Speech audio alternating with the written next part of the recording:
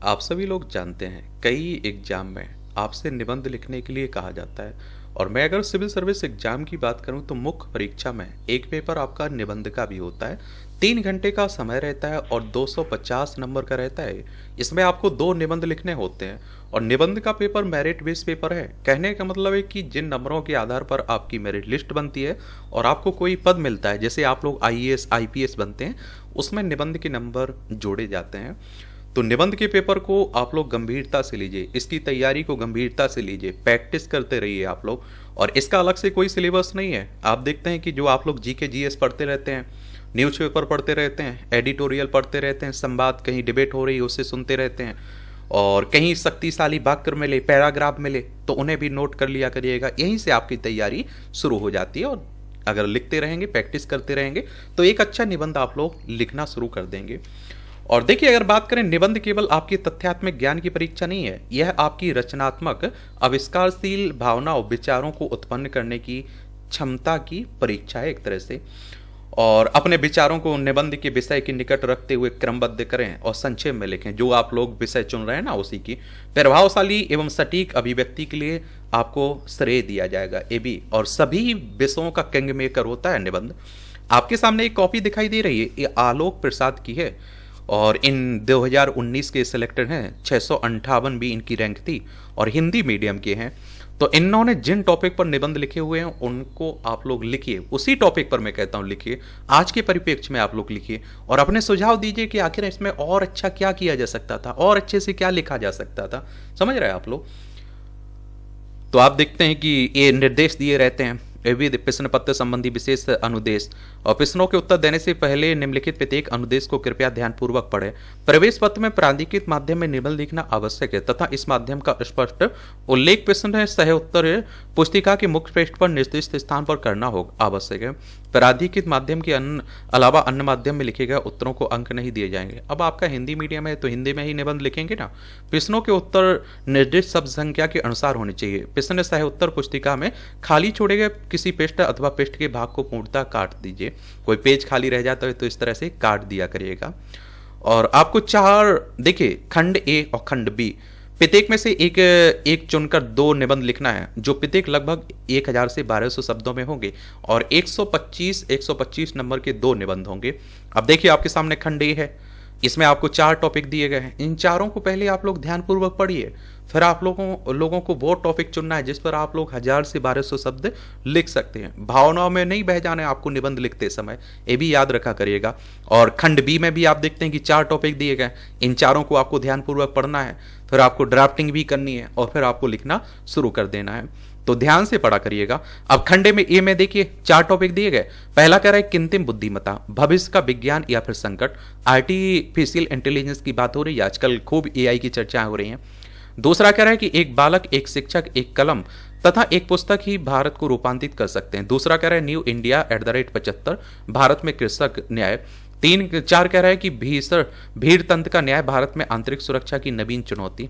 अब आप देखिए, इन्होंने दूसरा टॉपिक चुना है, एक बालक, एक शिक्षक, एक कलम तथा एक पुस्तक ही भारत को रूपांतरित कर सकते हैं। कुछ लोग थे जो वक्त के सांचे में ढल गए, कुछ लोग वक्त के सांचे में बदल गए। जीवन का दर्शन ही कुछ ऐसा है।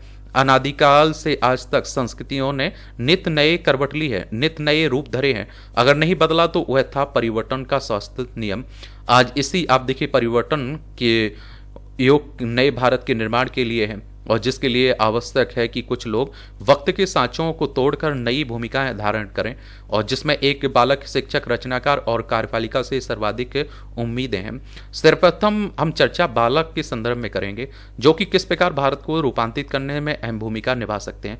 भारत एक युवा देश है, इसमें कोई दोहराय नहीं है, और जिनकी औसत आयु मात्र 28 वर्ष है। वहीं जापान में औसत आयु 49 वर्ष तथा चीन में 39 वर्ष है। अतः स्पष्ट है कि भारत अभी युवा है और उसके भविष्य का भार बच्चों के ऊपर है। अगर ये युवाओं का फायदा भारत उठा ले तो हम लोग और अच्छे से आगे बढ़ सकते हैं। और आने वाले वर्षों में बच्चे ही भारत के जनसांख्यिकीय लाभांश का आधार होंगे, जो भारत की आर्थिक प्रगति, समृद्धि दर, उत्पादकता का आधार रखेंगे। बच्चों को प्रदत्त बेहतर अवसर उनमें रचनात्मकता का समावेश करेंगी। यही रचनात्मकता बच्चों को जॉब सीकर्स के बजाय जॉब मेकर्स के के रूप में परिवर्तित करेंगे, जो नए भारत की गरीबी, बेरोजगारी जैसी समस्याओं का समाधान करेंगे। बच्चों में आप देखिए रचनात्मकता की यही खोज भारत के तकनीकी विकास हेतु भी आवश्यक है, चूंकि आने वाला दौर इंडस्ट्री 4.0 का है। अतः भविष्य के अवसरों का लाभ उठाने का सामर्थ्य बच्चों को के ऊपर ही है। थोड़ा शुद्धियां मत लिखा करिएगा, ठीक है, शुद्ध शब्द लिखा करिएगा। वहीं दूसरी तरफ आप देखिए भारत की कई समस्याओं का समाधान बच्चों के स्तर पर खोजा जा सकता है। उदाहरण हेतु बच्चों की दी जाने वाली शिक्षा को मूल त्वरक बनाकर वर्तमान भारत की पितृ सत्तात्मक प्रवृत्ति, सांप्रदायिक सोच इत्यादि को बदलकर एक प्रगतिशील भारत का निर्माण किया जा सकता है। जो नई शिक्षा नीति आई हुई है इसका उल्लेख कर देना आप लोग सरकार की पहल के रूप में। लेकिन साथ ही हमें बच्चों से संबंधित कुछ समस्याओं से भी अब दिखते हैं कि सावधान रहने की आवश्यकता है। वर्तमान में भारत की बाल भ्रम, बच्चों का यौन शोषण, तस्करी जैसी समस्याओं को दूर किए बिना हम नए भारत का सपना नहीं देख सकते हैं। और आप देखते हैं नए भारत को रूपांतरित करने का अगला दायित्व एक शिक्षक के ऊपर है। डॉक्टर एपीजे अब्दुल कलाम ने शिक्षकों को के इसी महत्व को भांपते हुए माता पिता शिक्षक को देश के भविष्य का निर्माता कहा था। वस्तुतः एक शिक्षक का कार्य बच्चों के मस्तिष्क को रचनात्मक ऊर्जा से ये आप देखिए अपलावित करना है। और आप देखिए चूंकि बच्चे ही देश के भविष्य का निर्माण करते हैं, फलतः शिक्षक की भूमिका अत्यधिक महत्वपूर्ण हो जाती है। बच्चों में आप देखिए मूल्यों के विकास की जिम्मेदारी माता पिता के साथ साथ शिक्षक की भी होती है। अन्यथा बच्चों को अभी ये आप देखिए मिली मूल्य विहीन शिक्षा उन्हें आप देखते हैं कि चतुर और शैतान ही बनाती है। अतः मूल्यों के विकास में शिक्षक एक अहम भूमिका निभा सकता है। उदाहरण के लिए बच्चे को मिली लिंग समानता की सीख समाज की पितृ सत्तात्मक सोच को न्यून करेगी। इसीलिए तो कहा जाता है कि शुरुआत से ही शिक्षा में शामिल कर लेना चाहिए। पर्यावरण जो प्रदूषण है इसे भी ये आप देखिए, और भी जो भी चर्चाओं में रहते हैं, स्वच्छता को भी हमें, आप समझ रहे हैं। वर्तमान में शिक्षा के स्तर पर प्रोफेशनल एजुकेशन से लेकर तकनीकी शिक्षा तथा शिक्षा के सभी आयामों के सुदृढ़ीकरण हेतु शिक्षक की भूमिका अविश्वसनीय है। आने वाले युग में कृत्रिम बुद्धिमत्ता, internet of things, big data इत्यादि तकनीकी ज्ञान के क्षेत्र में समृद्धि का उत्तरदायित्व शिक्षकों के ऊपर ही होगा। इन सभी लाभों को उठाने हेतु आवश्यक है कि हम कुछ समस्याओं का भी निराकरण करें, जैसे विद्यालयी शिक्षा के स्तर पर 9 लाख शिक्षकों की कमी, तो दूसरी ओर आप देखिए शिक्षकों की गुणवत्ता की निम्न स्थिति नए भारत के निर्माण में बाधा उत्पन्न करती है। अतः शिक्षकों की पर्याप्त भर्तियां कर तथा उन्हें समय पर प्रदान की जाने वाली ट्रेनिंग के माध्यम से इन समस्याओं से निपटा जा सकता है। शिक्षकों की कमी रहती है और जब शिक्षकों की कमी रहेगी तो समस्या रहेगी, नॉर्मल सी बात है। अगर अगले स्तर पर भारत के रूपांतर में एक कलम की भूमिका का विवेचन इस प्रकार है। कलम से आशय उस रचनात्मकता से है जो साहित्यकार मीडिया ये अखबार स्तंभकार से अखबार स्तंभकार से उम्मीद की जाती है। और आप देखिए वस्तुतः अगर यह कलम नए भारत के निर्माण हेतु चले तो वो सकारात्मक परिणाम निकलेंगे। जैसे एक लेखक अपने साहित्य में समाज के संवेदनशील वर्गों की समस्याओं का चित्रण कर न केवल सरकार का ध्यान उस ओर आकर्षित करता बल्कि समाज के अन्य वर्गों की सोच भी परिवर्तित कर सकता है। भारत में प्रेमचंद, मनु भंडारी जैसे अनेक लेखक इसी परंपरा का निर्वहन करते हैं। वहीं दूसरी ओर मीडिया का दायित्व सरकार की सकारात्मक आलोचना करना तथा समाज की विद्रूपताओं का उजागर करना है, ताकि सरकार अपनी गलतियों को सुधार सके और वांछित कार्यों को पूर्ण कर सके। और किंतु हाल ही में बढ़ती नकारात्मक समस्याओं पर भी ध्यान देने की आवश्यकता है, जैसे कलबर्गी, गौरी लंकेश की हत्या, अभिव्यक्ति की स्वतंत्रता के मुंह पर तमाचा। तो वहीं मीडिया में बढ़ती येलो जर्नलिज्म, पीत पत्रकारिता, ये आप देखिए Mishra trial, Assam media trial, ये आप देखिए असंवेदनशीलता की चिंता का विषय जिन्हें दूर किया जाना आवश्यक है। इसी क्रम में नए भारत के निर्माण में एक पुस्तक की भूमिका महत्वपूर्ण हो जाती है। सर्वप्रथम निर्धारण इस बात को हो कि आखिर वह एक पुस्तक है, कौन जवाब है। भारत का संविधान वर्तमान की कई समस्याओं का निराकरण भारतीय संविधान में छिपे मूल्यों में सन्निहित है। जैसे ये आप देखिए भीड़ हिंसा जैसी विरूप मानसिक प्रवृत्ति का समाधान विधि के शासन को लागू करके किया जा सकता है। इसी प्रकार समाज में व्याप्त पितृ सत्तात्मक लिंग विभेद जैसे कुत्सित प्रवृत्ति का समाधान भारत के संविधान में ही ये आप देखिए छुपा है। हाल ही में सबरीमाला मंदिर में महिलाओं के प्रवेश पर लगी सदियों पुरानी नियोक्ताएं सुप्रीम कोर्ट द्वारा संविधान के अनुच्छेद 14, 15 और अनुच्छेद 21 का हवाला देते हुए समाप्त की। और आप सोच के देखिए, जो पुजारी वहां पूजा कर रहा है, जिसे कोई महिला जन्म दे रही, वो जा सकता है वहां, लेकिन महिला वहां नहीं जा सकती हैं। वर्तमान कुछ अन्य चिंतनीय बिंदु जैसे बढ़ती सांप्रदायिक जातिगत भेदभाव, अस्पष्टता जैसी जैसी आप देखिए समस्याओं का निराकरण भी संविधान में छिपा है, बशर्ते इसे लागू करने वाली संपूर्ण प्रशासनिक व्यवस्था संवैधानिक मूल्यों से संचालित हो। सारांश स्पष्ट है कि नए भारत के निर्माण हेतु हमें वक्त के सांचों में बदलाव की आवश्यकता हो। यह बदलाव इन्हीं 4 महत्वपूर्ण पक्षों में बालक शिक्षा कलम एक पुस्तक में ही सन्निहित है। अगर हम इन चारों पक्षों पर सक्रियता से ध्यान दें तो भारत को रूपांतरित किया जा सकता है। आप लोग बताइए इसमें बेहतर क्या हो सकता है। इस नदी की धार से ठंडी हवा आती तो नाव जर्जर ही सही लहरों से टकराती तो। चलिए बताइए आप लोग इसमें और बेहतर क्या लिखा जा सकता था। ये आप देखिए खंड भी है और इसमें भी 4 टॉपिक दिए गए, चारों को ध्यानपूर्वक पढ़िए, एक को चुनना है, 1000 से 1200 शब्दों में आपको लिखना है। पहला टॉपिक करें शक्ति संप्रक्त क्षमा, यदि विरोचित है तो शक्ति रहित क्षमा कायरता। दूसरा करा है लोकतंत्र कुछ विशेषाधिकार प्राप्त लोगों का ही नहीं बल्कि प्रत्येक व्यक्ति का भौतिक एवं आध्यात्मिक संभावनाओं में एक विश्वास। 3 कह रहा है समय व्यर्थ करना स्वयं को ही लूटना है। और 4 कह रहा है शिक्षा समृद्धि में एक आभूषण एवं विपत्ति में एक शरण स्थली है। देखिए इसमें 4 टॉपिक दिए गए, शिक्षा समृद्धि में एक आभूषण एवं विपत्ति में एक शरण स्थली है। एक ज्ञानार्थ प्रवेश सेवार्थ प्रस्थान, अर्थात विद्यालय में शिक्षा प्राप्त करने वाला प्रत्येक बच्चा ज्ञानार्थ प्रवेश अर्थात ज्ञान हेतु प्रवेश करता है और अंततः सेवार्थ प्रस्थान अर्थात समाज की सेवा हेतु उसी ज्ञान का उपयोग करता है, हुए उस शिक्षा की सार्थकता को सिद्ध करता है। शिक्षा का महत्व अनादिकाल से आज तक लगातार प्रासंगिक बना हुआ है। शिक्षा समृद्धि पहले गुरु शिष्य परंपरा के माध्यम से होती थी तो अब विद्यालयों के माध्यम से होती है। शिक्षा के दूसरे महत्व का परिणाम है, ये आप देखिए इसी का महत्व का परिणाम है कि इसे समृद्धि में एक आभूषण के रूप में तथा विपत्ति में एक शरण स्थली के रूप में देखा जाता है। हमारी चर्चा का सर्वप्रथम बिंदु यह होगा कि शिक्षा समृद्धि में आभूषण है या नहीं। आगे बढ़ने से पूर्व हम शिक्षा की समृद्धि में एक आभूषण के रूप पर चर्चा करेंगे। और ये आप देखिए उदाहरण हेतु हमारे समाज में वही व्यक्ति सर्वाधिक सम्माननीय एवं पूजनीय होते हैं जो अपने ज्ञान का उपयोग समाज के कल्याण और विकास हेतु करना। बाबा आमटे, अन्ना हजारे जैसे अनेक लोग इस परंपरा में आते हैं। भीमराव अम्बेडकर को देख लीजिए।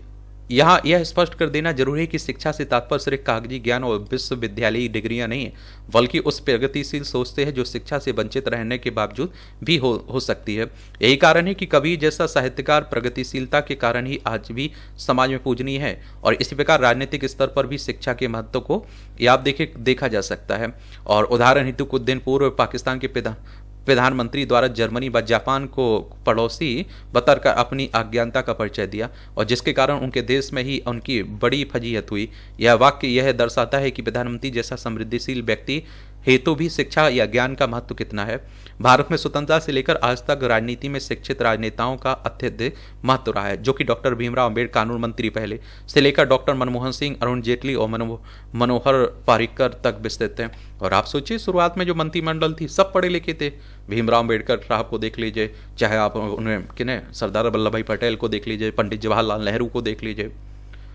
आप देखिए आर्थिक स्तर पर भी शिक्षा समृद्धि में वृद्धि करती है। जैसे शिक्षा के माध्यम से व्यक्ति नवाचारी और उद्यमशील हो सकता है और समाज में जॉब सीकर्स के बजाय जॉब क्रिएटर बनकर अपना सम्मान बढ़ा सकता है, दूसरों को भी रोजगार देता है।